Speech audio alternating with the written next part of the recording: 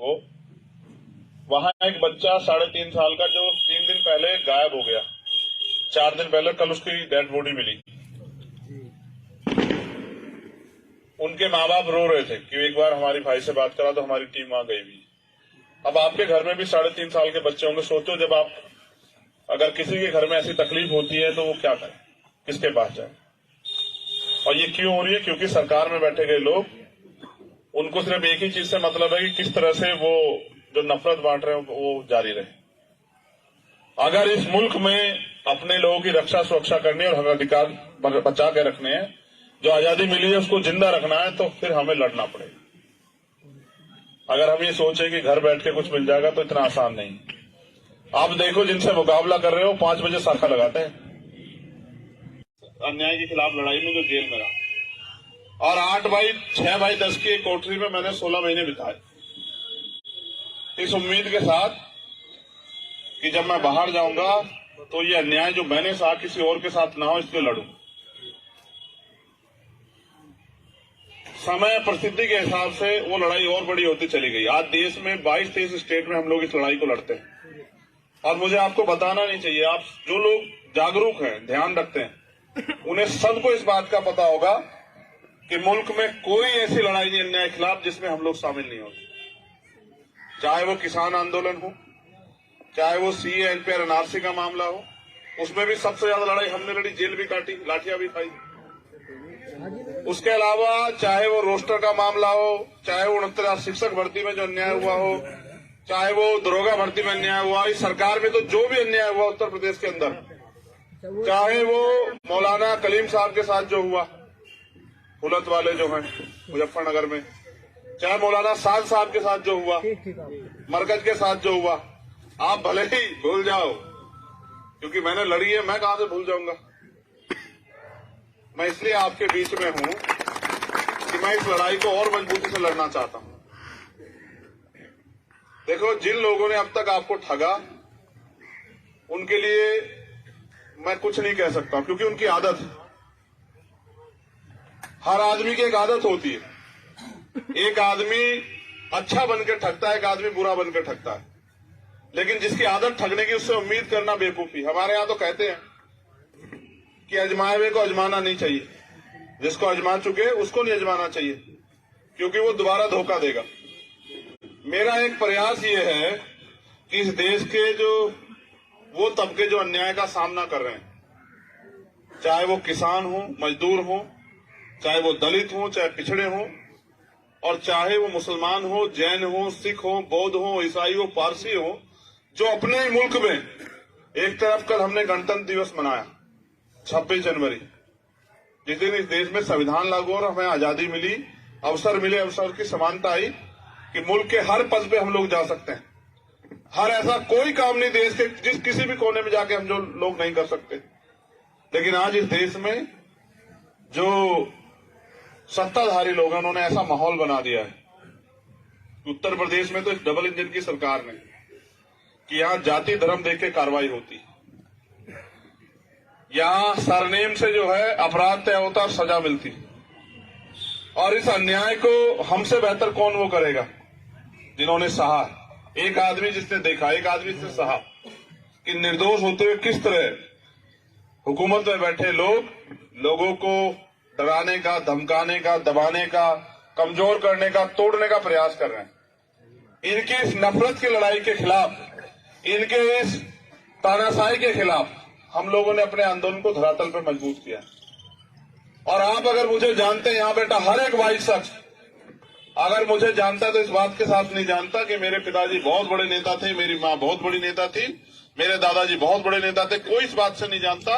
अगर हर कोई जानता है, वो इस बात से जानता है कि जहां कहीं लड़ाई में, अन्याय में किसी की जरूरत होती तो सबसे पहले चंद्रशेखर खड़ा होता है। बताओ अगर मुझे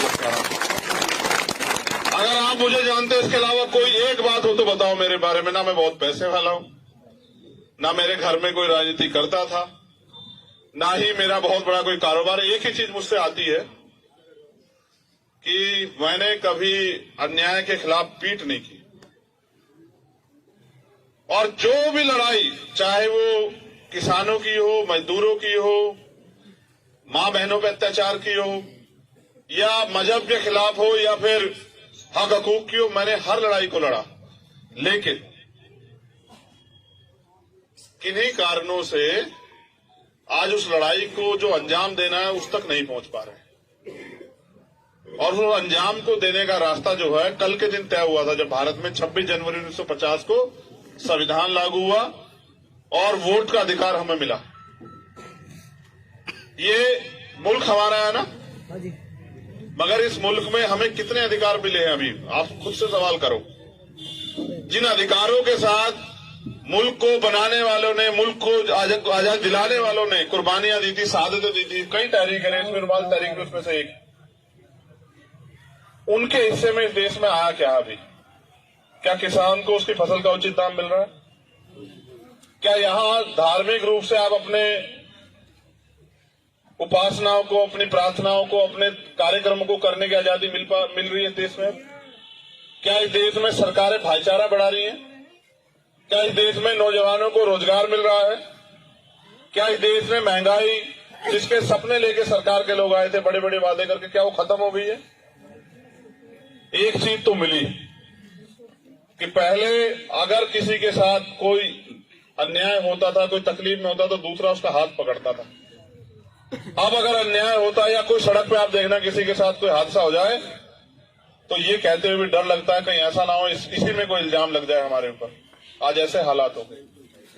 और जब रिजल्ट आता है, देखो जितने झूठ फैला लो आप, जैसे मरकज का मामला था, इन्होंने पूरा झूठ फैलाया, पूरा कोरोना घेर दिया कि साहब मरकज से कोरोना वो हो गया, और जी भर के गालियां दी, जी भर के अपमान किया, और फिर जब कोर्ट का आदेश आया तो पता लगा मरकज का कोई रोल ही नहीं। अब इसका जवाब कौन देगा भाई? उसकी वजह से जो नुकसान हुआ उसका जवाब कौन देगा? देखो ताकतवर लोगों को फिर भी कुछ ना हो, समीर भाई बिल्कुल सच कह रहा हूं, लेकिन कहीं भी अन्याय होता है, ये नफरत फैलती है तो उसका सामना गरीब आदमी को करना पड़ता है, जिसके पास कुछ नहीं, जो सड़क पर निकलता है इस काम से कि अपने बच्चों का पेट भरेगा, और वो शिकार हो जाता है इनकी नफरत का।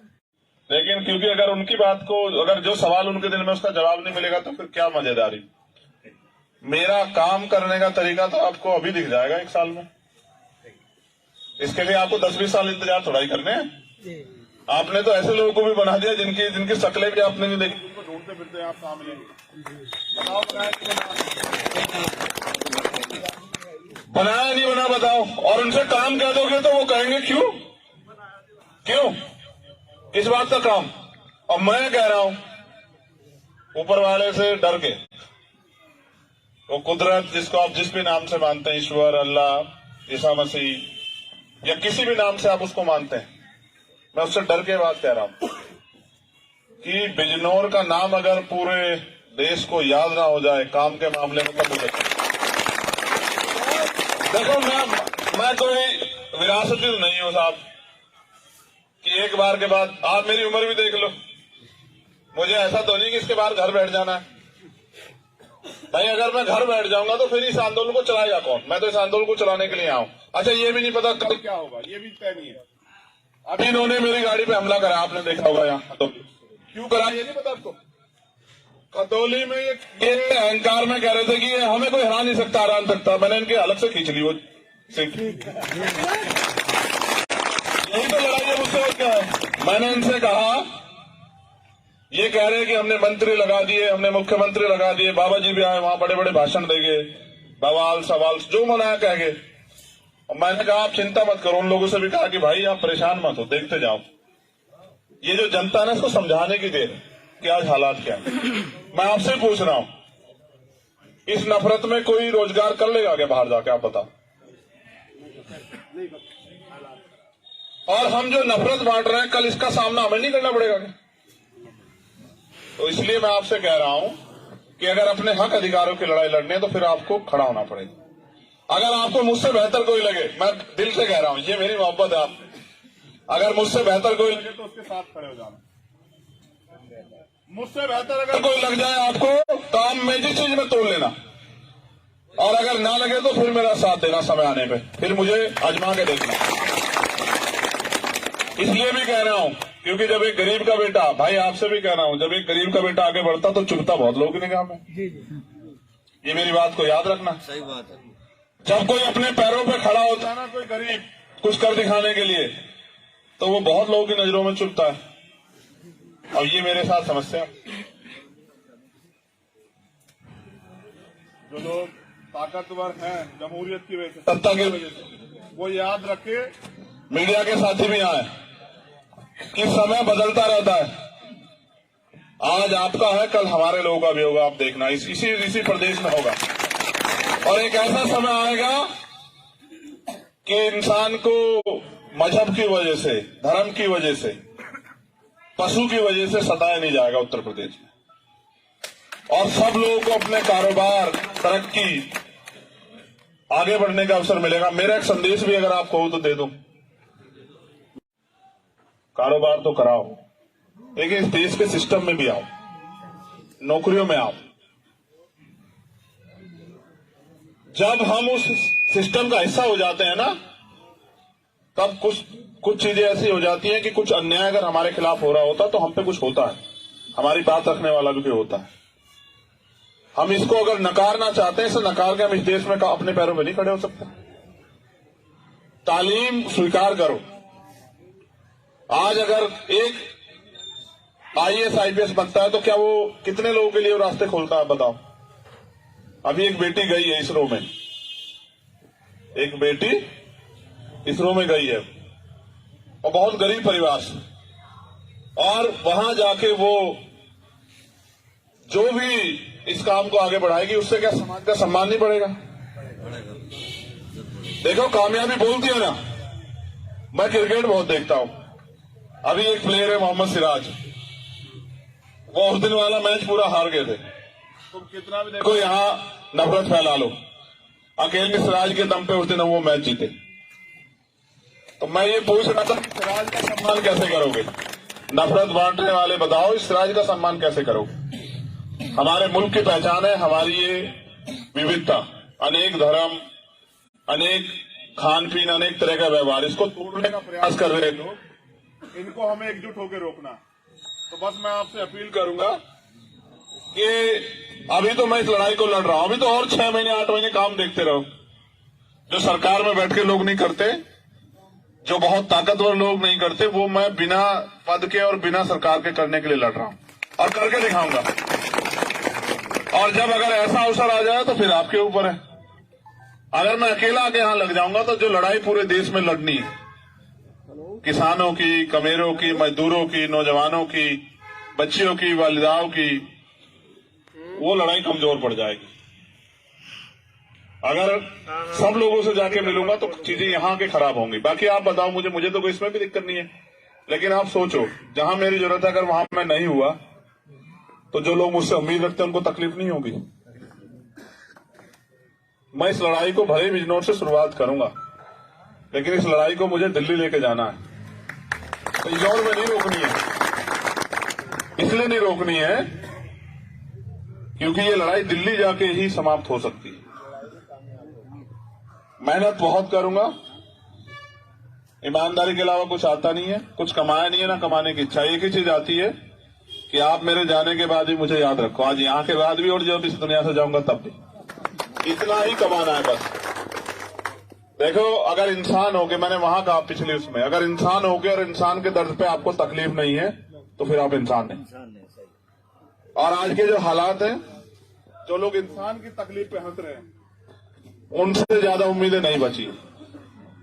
अब तो अपनी ताकत बनाइए और अपनी ताकत से अपने आने वाले रास्ते खोलिए, इसके बारे में सोचिए। मैं महाराष्ट्र से लौटा, कुछ किताबें लाया हूं वहां से, एक बड़े अच्छे अधिकारी उन्होंने दी, और उन किताबों का अध्ययन ये कहता है कि जब भी थोड़ा सा रंग मेहनत से चढ़ता है, थोड़ा सा रंग, तभी कुछ ना कुछ माहौल ऐसा देश में करके उस रंग को उतार दिया जाता है। ये एक साजिश है, इसका हिस्सा नहीं बनना है। इसलिए बहुत बहुत शुक्रिया जिन लोगों साथियों ने प्रोग्राम कराया, जिन लोगों ने इतनी हो। वहां एक बच्चा 3.5 साल का जो 3 दिन पहले गायब हो गया, 4 दिन पहले, कल उसकी डेड बॉडी मिली। उनके माँ बाप रो रहे थे कि एक बार हमारी भाई से बात करा तो हमारी टीम वहां गई हुई। अब आपके घर में भी 3.5 साल के बच्चे होंगे। सोचो जब आप अगर किसी के घर में ऐसी तकलीफ होती है तो वो क्या करे, किसके पास जाए। और ये क्यों हो रही है? क्योंकि सरकार में बैठे गए लोग, उनको सिर्फ एक ही चीज से मतलब है कि किस तरह से वो जो नफरत बांट रहे हैं वो जारी रहे। अगर इस मुल्क में अपने लोगों की रक्षा सुरक्षा करनी है और हक अधिकार बचा के रखने हैं, जो आजादी मिली है उसको जिंदा रखना है, तो फिर हमें लड़ना पड़ेगा। अगर हम ये सोचें कि घर बैठ के कुछ मिल जाएगा तो इतना आसान नहीं। आप देखो जिनसे मुकाबला कर रहे हो 5 बजे शाखा लगाते हैं। अन्याय के खिलाफ लड़ाई में जो जेल में रहा, और 6/10 की एक कोठरी में मैंने 16 महीने बिताए, इस उम्मीद के साथ कि जब मैं बाहर जाऊंगा तो ये अन्याय जो मैंने सहा किसी और के साथ ना हो, इसलिए लड़ूं। समय परिस्थिति के हिसाब से वो लड़ाई और बड़ी होती चली गई। आज देश में 22-23 स्टेट में हम लोग इस लड़ाई को लड़ते हैं। और मुझे आपको बताना नहीं चाहिए, आप जो लोग जागरूक हैं, ध्यान रखते हैं, उन्हें सबको इस बात का पता होगा कि मुल्क में कोई ऐसी लड़ाई नहीं अन्याय के खिलाफ जिसमें हम लोग शामिल नहीं होते। चाहे वो किसान आंदोलन हो, चाहे वो सीए एनपीआर एनआरसी का मामला हो, उसमें भी सबसे ज्यादा लड़ाई हमने लड़ी, जेल भी काटी, लाठियां भी खाई। उसके अलावा चाहे वो रोस्टर का मामला हो, चाहे वो 69,000 शिक्षक भर्ती में जो अन्याय हुआ हो, चाहे वो दरोगा भर्ती में अन्याय हुआ, इस सरकार में तो जो भी अन्याय हुआ उत्तर प्रदेश के अंदर, चाहे वो मौलाना कलीम साहब के साथ जो हुआ, हुलत वाले जो हैं मुजफ्फरनगर में, चाहे मौलाना साद साहब के साथ जो हुआ, मरकज के साथ जो हुआ, आप भले ही भूल जाओ, क्योंकि मैंने लड़ी है, मैं कहां से भूल जाऊंगा। मैं इसलिए आपके बीच में हूं कि मैं इस लड़ाई को और मजबूती से लड़ना चाहता हूं। देखो, जिन लोगों ने अब तक आपको ठगा, उनके लिए मैं कुछ नहीं कह सकता, क्योंकि उनकी आदत है। हर आदमी की एक आदत होती है। एक आदमी अच्छा बनकर ठगता है, एक आदमी बुरा बनकर ठगता है। लेकिन जिसकी आदत ठगने की, उससे उम्मीद करना बेवकूफी। हमारे यहां तो कहते हैं कि अजमाए हुए को अजमाना नहीं चाहिए, जिसको अजमा चुके उसको नहीं अजमाना चाहिए, क्योंकि वो दोबारा धोखा देगा। मेरा एक प्रयास ये है कि इस देश के जो वो तबके जो अन्याय का सामना कर रहे हैं, चाहे वो किसान हो, मजदूर हो, चाहे वो दलित हो, चाहे पिछड़े हो, और चाहे वो मुसलमान हो, जैन हो, सिख हो, बौद्ध हो, ईसाई हो, पारसी हो, जो अपने ही मुल्क में, एक तरफ कल हमने गणतंत्र दिवस मनाया 26 जनवरी, जिस दिन इस देश में संविधान लागू और हमें आजादी मिली, अवसर मिले, अवसर की समानता आई कि मुल्क के हर पद पे हम लोग जा सकते हैं। हर ऐसा कोई काम नहीं देश के जिस किसी भी कोने में जाके हम जो लोग नहीं कर सकते। लेकिन आज इस देश में जो सत्ताधारी लोग हैं, उन्होंने ऐसा माहौल बना दिया है। उत्तर प्रदेश में तो इस डबल इंजन की सरकार ने कि यहां जाति धर्म देख के कार्रवाई होती, यहां सरनेम से जो है अपराध तय होता, सजा मिलती। और इस अन्याय को हमसे बेहतर कौन वो करेगा जिन्होंने सहा। एक आदमी जिसने देखा, एक आदमी जिसने सहा कि निर्दोष होते हुए किस तरह हुकूमत में बैठे लोग लोगों को डराने का, धमकाने का, दबाने का, कमजोर करने का, तोड़ने का प्रयास कर रहे हैं।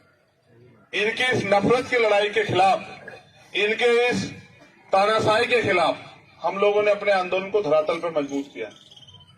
और आप अगर मुझे जानते हैं, यहां बेटा हर एक वाइट शख्स अगर मुझे जानता है तो इस बात के साथ नहीं जानता कि मेरे पिताजी बहुत बड़े नेता थे, मेरी मां बहुत बड़ी नेता थी, मेरे दादाजी बहुत बड़े नेता थे। कोई इस बात से नहीं जानता। अगर हर कोई जानता है, वो इस बात से जानता है कि जहां कहीं लड़ाई में, अन्याय में किसी की जरूरत होती तो सबसे पहले चंद्रशेखर खड़ा होता है। बताओ अगर आप मुझे जानते हैं, इसके अलावा कोई एक बात हो तो बताओ मेरे बारे में। ना मैं बहुत पैसे वाला हूं, ना मेरे घर में कोई राजनीति करता था, ना ही मेरा बहुत बड़ा कोई कारोबार है। एक ही चीज मुझसे आती है कि मैंने कभी अन्याय के खिलाफ पीठ नहीं की। और जो भी लड़ाई, चाहे वो किसानों की हो, मजदूरों की हो, मां बहनों पर अत्याचार की हो, या मजहब के खिलाफ हो, या फिर हक हकूक की हो, मैंने हर लड़ाई को लड़ा। लेकिन किन्हीं कारणों से आज उस लड़ाई को जो अंजाम देना है उस तक नहीं पहुंच पा रहे। और उस अंजाम को देने का रास्ता जो है कल के दिन तय हुआ था, जब भारत में 26 जनवरी 1950 को संविधान लागू हुआ और वोट का अधिकार हमें मिला। ये मुल्क हमारा है ना, मगर इस मुल्क में हमें कितने अधिकार मिले हैं अभी आप खुद से सवाल करो। जिन अधिकारों के साथ मुल्क को बनाने वालों ने, मुल्क को आजाद दिलाने वालों ने कुर्बानियां दी थी, शहादतें दी थी, कई तहरीक है, इसमें रुमाल तहरीक में उसमें से एक, उनके हिस्से में इस देश में आया क्या अभी? क्या किसान को उसकी फसल का उचित दाम मिल रहा है? क्या यहां धार्मिक रूप से आप अपने उपासनाओं को, अपनी प्रार्थनाओं को, अपने कार्यक्रमों को करने की आजादी मिल रही है देश में? क्या इस देश में सरकारें भाईचारा बढ़ा रही हैं? क्या इस देश में नौजवानों को रोजगार मिल रहा है? क्या इस देश में महंगाई, जिसके सपने लेके सरकार के लोग आए थे बड़े बड़े वादे करके, क्या वो खत्म हो गई है? एक चीज तो मिली कि पहले अगर किसी के साथ कोई अन्याय होता था, कोई तकलीफ में होता तो दूसरा उसका हाथ पकड़ता था। अब अगर अन्याय होता है या कोई सड़क पे आप देखना किसी के साथ कोई हादसा हो जाए तो ये कहते हुए भी डर लगता है कहीं ऐसा ना हो इसी में कोई इल्जाम लग जाए हमारे ऊपर। आज ऐसे हालात हो गए।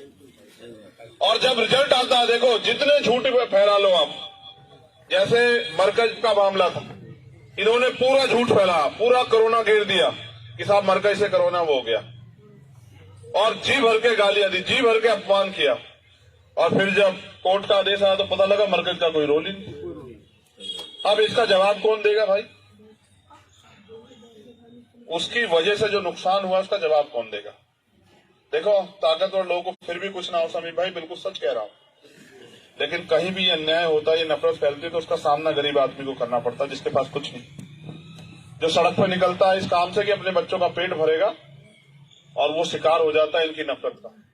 लेकिन क्योंकि अगर उनकी बात को, अगर जो सवाल उनके दिल में उसका जवाब नहीं मिलेगा तो फिर क्या मजेदारी।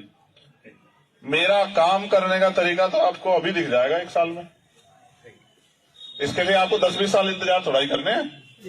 आपने तो ऐसे लोगों को भी बना दिया जिनकी शक्लें भी आपने नहीं देखी, उनको ढूंढते फिरते आप कहाँ मिलेंगे? बताओ बनाया नहीं बना, बताओ। और उनसे काम कह दोगे तो वो कहेंगे क्यों क्यों, इस बात का काम। और मैं कह रहा हूं ऊपर वाले से डर के, वो कुदरत जिसको आप जिस भी नाम से मानते हैं, ईश्वर, अल्लाह, ईसा मसीह, या किसी भी नाम से आप उसको मानते हैं, मैं उससे डर के बात कह रहा हूं कि बिजनौर का नाम अगर पूरे देश को याद ना हो जाए काम के मामले में तब मुझे देखो, मैं कोई विरासती तो नहीं हूं साहब कि एक बार के बाद, आप मेरी उम्र भी देख लो, मुझे ऐसा तो नहीं कि इसके बाद घर बैठ जाना है भाई। अगर मैं घर बैठ जाऊंगा तो फिर इस आंदोलन को चलाएगा कौन? मैं तो इस आंदोलन को चलाने के लिए आऊं। अच्छा ये भी नहीं पता कल क्या होगा, ये भी तय नहीं है। अभी इन्होंने मेरी गाड़ी पे हमला करा, आपने देखा होगा यहाँ तो क्यों करा ये नहीं पता आपको। खतौली में ये अहंकार में कह रहे थे कि हमें कोई हरा नहीं सकता, हरा नहीं सकता। मैंने इनके अलग से खींच ली वो सिर्फ, यही तो लड़ाई है मुझसे और क्या है। मैंने इनसे कहा, ये कह रहे कि हमने मंत्री लगा दिए, हमने मुख्यमंत्री लगा दिए, बाबा जी भी आए वहां बड़े बड़े भाषण देंगे, बवाल सवाल जो मनाया कहेंगे। और मैंने कहा आप चिंता मत करो। उन लोगों से भी कहा कि भाई आप परेशान मत हो, देखते जाओ। ये जो जनता है ना, इसको समझाने की देर कि आज हालात क्या है। मैं आपसे पूछ रहा हूं, इस नफरत में कोई रोजगार कर लेगा क्या बाहर जाके? आप बताओ। और हम जो नफरत बांट रहे हैं, कल इसका सामना हमें नहीं करना पड़ेगा क्या? तो इसलिए मैं आपसे कह रहा हूं कि अगर अपने हक अधिकारों की लड़ाई लड़नी है तो फिर आपको खड़ा होना पड़ेगा। अगर आपको मुझसे बेहतर कोई लगे, मैं दिल से कह रहा हूं, ये मेरी मोहब्बत है आप, अगर मुझसे बेहतर कोई लगे तो उसके साथ खड़े हो जाना।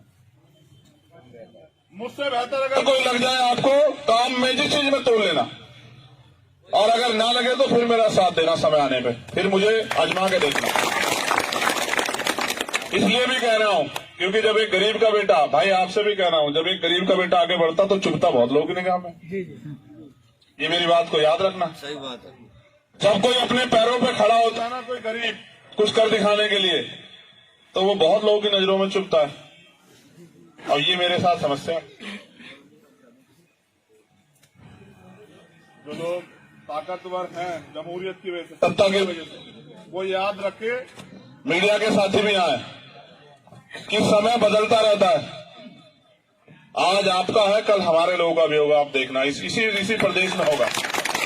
और एक ऐसा समय आएगा कि इंसान को मजहब की वजह से, धर्म की वजह से, पशु की वजह से सताया नहीं जाएगा उत्तर प्रदेश में। और सब लोगों को अपने कारोबार, तरक्की, आगे बढ़ने का अवसर मिलेगा। मेरा एक संदेश भी अगर आप कहो तो दे दो, कारोबार तो कराओ, लेकिन इस देश के सिस्टम में भी आओ, नौकरियों में आओ। जब हम उस सिस्टम का हिस्सा हो जाते हैं ना, तब कुछ चीजें ऐसी हो जाती हैं कि कुछ अन्याय अगर हमारे खिलाफ हो रहा होता तो हम पे कुछ होता है, हमारी बात रखने वाला भी कोई होता है। हम इसको अगर नकारना चाहते हैं, इसे नकार के हम इस देश में अपने पैरों में नहीं खड़े हो सकते। तालीम स्वीकार करो। आज अगर एक IAS IPS बनता है तो क्या वो कितने लोगों के लिए वो रास्ते खोलता है, बताओ। अभी एक बेटी गई है इसरो में, एक बेटी इसरो में गई है, और बहुत गरीब परिवार से, और वहां जाके वो जो भी इस काम को आगे बढ़ाएगी, उससे क्या समाज का सम्मान नहीं बढ़ेगा? देखो, कामयाबी बोलती है ना। मैं क्रिकेट बहुत देखता हूं।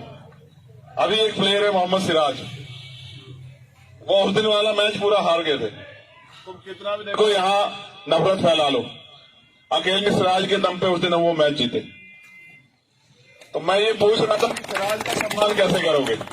नफरत बांटने वाले बताओ, इस सिराज का सम्मान कैसे करोगे?